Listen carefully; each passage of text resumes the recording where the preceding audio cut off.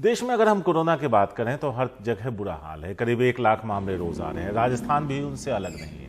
वहां कई फैसले लिए गए हैं। कोरोना के बढ़ते मामलों को देखते हुए सरकार ने फैसला लिया है कि 11 राज्य जो सबसे ज्यादा प्रभावित हैं वहां धारा 144 लगा दी गई है। एक जगह पर 4 से ज्यादा लोगों के इकट्ठा होने पर रोक है। लोगों से भीड़ इकट्ठा नहीं करने की भी सीएम अशोक गहलोत ने गुजारिश की है। उन्होंने एक ट्वीट किया है, वो आपको बता देते हैं। कल से प्रदेश के कई जिलों में धारा 144 लागू हो रही है। यह पब्लिक इंटरेस्ट में किया गया है। मेरी सभी से अपील है कि इसे फॉलो करें। बल प्रदर्शन की बजाय सरकार चाहती है कि इसे मेंटेन करने में पब्लिक आगे बढ़कर कोऑपरेट करे।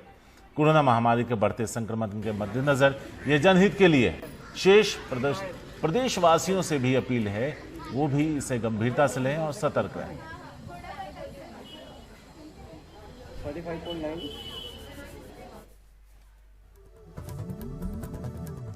और हर्षा कुमारी सिंह हैं इस बारे में ज्यादा बात करने के लिए। सीधे हर्षा के पास चलते हैं, उनसे बात करते हैं कि आखिर इस पर पीछे इस फैसले की वजह क्या है।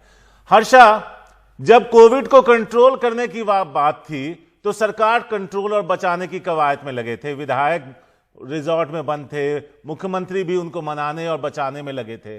अब शायद वक्त मिल गया है उन्हें कि राज्य में कोरोना की महामारी पर भी थोड़ा फोकस किया जाए। क्या इस तरह से देखें इसको? जी बिल्कुल, देखिए कि इसमें जो मामला है, राजस्थान में रोज अब 1800 केसेस आ रहे हैं।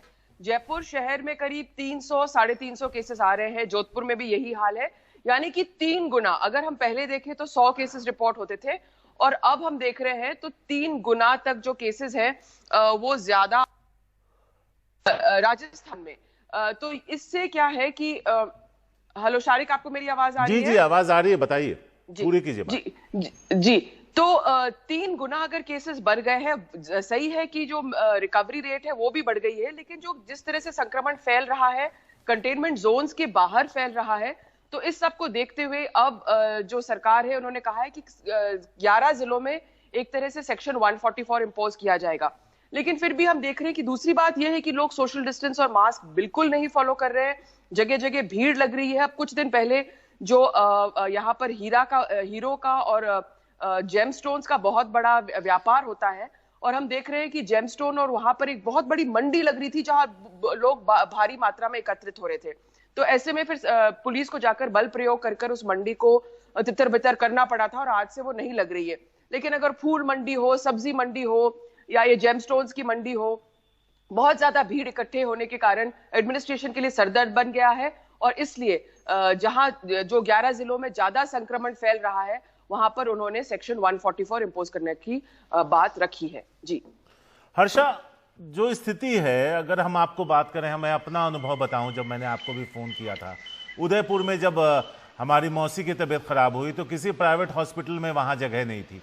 बहुत मुश्किलों के बाद उनको एक जगह मिल पाई थी। रात के 12:30 बजे हॉस्पिटल वाले कह रहे थे कि आप इनको अब यहां से डिस्चार्ज करा के ले जाइए, जबकि ऑक्सीजन लेवल बहुत कम था। बड़ी मुश्किल से अब उनकी जान बची है।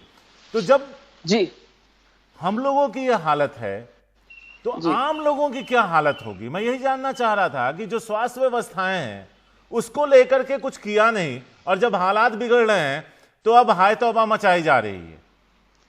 जी बिल्कुल, देखिए इसमें आप सही कह रहे हैं कि जो बाकी भी जो मरीज हैं वो बहुत ज्यादा सफर कर रहे हैं इस पूरे मामले में, क्योंकि के लिए तो आरयूएचएस का एक अस्पताल, डेडिकेटेड हॉस्पिटल उन्होंने बना दिया है। लेकिन बाकी जो मरीज हैं, जैसे कैंसर का इलाज है, दूसरी जो सर्जरीज है, उनमें भी मरीज बहुत ज्यादा सफर कर रहे हैं।